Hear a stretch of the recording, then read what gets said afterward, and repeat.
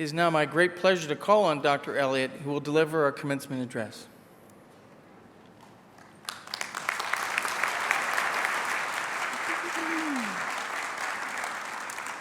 Thank you. It is a tremendous honor to be here speaking to you on this pivotal day in your lives. Today is the day when you trade one kind of learning for another, and you thought you were done. No, you are not graduating so much as passing into the ultimate course of study, the one that determines who you will be in this world. And that is no small question.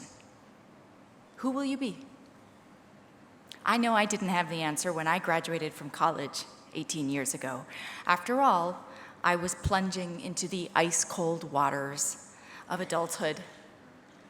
But in just that act alone is the beginning of an answer. How privileged you are to be taking the plunge from this Vincentian oasis, where you have been taught the importance of serving others. There is no more fulfilling way to live. What can I add to that message? Like anyone, I am still learning, but I thought I would share a few of the lessons I have picked up along the way. Think of this not as a speech, so much as a list of things that I would tell my younger self. Number 1, stay awake. We all know that you've learned in these recent years how to fall asleep in noisy dorm rooms, in the library, maybe even in class. But one of the great gifts of your youth is that you still register the world around you. You cannot help but take notice of beauty, of horror. You are wide awake. And then life intervenes. Things grow familiar, or maybe things get hard, and you begin to take refuge in the daily routines and provincial comforts that you once may have mocked at the expense of your poor parents.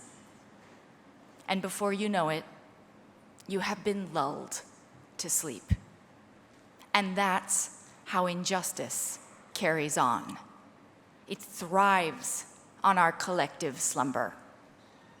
You are lucky to have spent these years surrounded by people who care about making the world a better place. But that is not the ethos you will most often find outside these walls. So if you want to continue to care, then rouse yourself. When things start to get too comfortable or feel too easy, look around, bear witness to the suffering that defines most of humanity. It is all too easy to stop seeing it. In my work as a journalist, I'm always looking for stories. That's my task, to try to see into people's lives.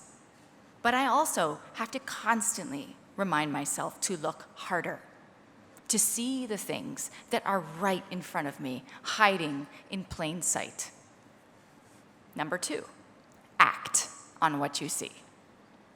Act, even if the gesture seems small. Don't assume that the task of bettering the world falls to others because you have kids to feed or a business to run. If you become a boss, you can make a difference in people's lives just by the way you treat those who work for you. You can decide to buck the trend that still has female workers earning 77 cents for every dollar that a man earns. Or maybe you will become a teacher, faced with a student from a broken home who is nothing but trouble. And in that troubled child, you will push yourself to see not a burden, but a gift, a life that is yours to save. We all have a hand in the way our world is lived. Number 3, learn to listen. We live in a culture that rewards talking. It is easy to blame Twitter and Facebook as if technology birthed this narcissistic echo chamber. But our need for attention is at the heart of the human condition. It's easier to talk than to listen, which is why the best talkers tend to reign among us. When you're young, you're more likely to be taken in by those people, by the noisemakers. But as you get older, what you see is that the most substantive and worthy people, some of the most riveting folks, tend to listen more than talk. The world is their classroom. Every conversation offers the possibility of a new lesson, a spiritual embrace, a laugh, a life-altering revelation. For to listen is to learn. To listen is to step away from yourself, to liberate yourself from yourself. And that is the ultimate freedom. Number 4, greet failure with gratitude. The older I get, the more confounded I am that success is celebrated and failure is shunned. If anything, it should be the opposite. Babies know this. Have you ever watched a 1-year-old learning to walk? He wobbles, stumbles, falls to the ground, then he gets right back up and goes at it again and again and again. My husband Tim and I watched it with both of our daughters, Ava and Clara. Can you imagine a world where babies gave up after the first try? And yet, by the time we grow up, we have all too often become terrified of stumbling. We live in an age obsessed with perfection. And the irony is that anything close to perfection, whether it be a poem, a skyscraper, a mathematical theory, is the product of thousands of stumbles. Mistakes show us the way forward. We cannot succeed without them. Success, on the other hand, can bring a dangerously false sense of comfort. Think of Willie Loman, the tragic figure at the center of Arthur Miller's Death of a Salesman. He orders his life around the pursuit of a success that time and again eludes him. And ultimately, he decides that his greatest act will be to take his own life so that his son, whose admiration Loman is desperate to have, can finally see the man's greatness in the hundreds of people who will come to his funeral to pay their respects. That boy will be thunderstruck, he says, because he never realized I am known. And here's the thing. In the final act, after Loman dies, almost nobody comes to his funeral. And yet, that is not what his son notices. What he sees is that his father, quote, never knew who he was. For it is far more important, my friends, to know your heart, to know the world, to know than to be known. Number 5, don't buy green bananas. Bear with me here. Back when I was your age, the wisest person I knew was my grandmother, Andrea Elliott, a native and lifelong resident of Buffalo. She was then in her late 80s. I had grown up coming to Buffalo for Thanksgiving and Christmas and the occasional fish fry, and I reveled in the matriarchal force of this woman.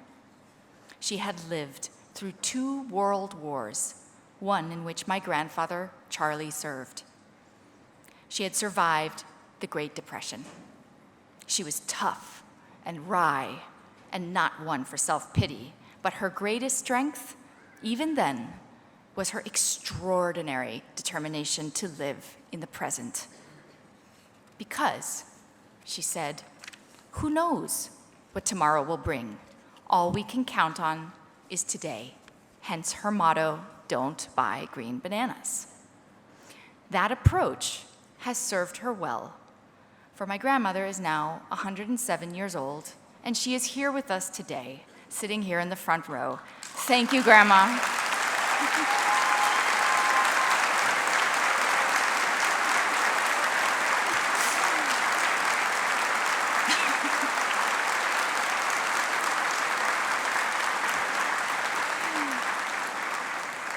Thank you for reminding me to live in the moment. I salute you.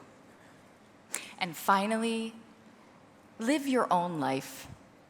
You are the only architect of your life. If you design that life around somebody else's expectations or desires or fears, even ones you have inherited from people you love and admire, you will not be truly living. You will know it in your gut.